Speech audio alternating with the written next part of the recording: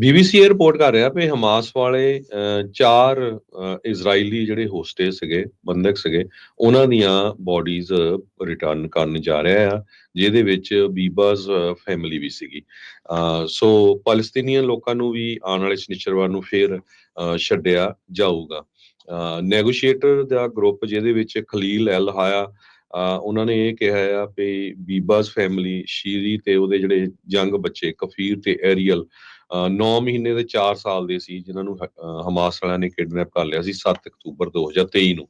ਉਹਨਾਂ ਦੀਆਂ ਜਿਹੜੀਆਂ ਬੋਡੀਜ਼ ਆ ਉਹ ਹੁਣ ਰਿਲੀਜ਼ ਕੀਤੀਆਂ ਜਾਣਗੀਆਂ।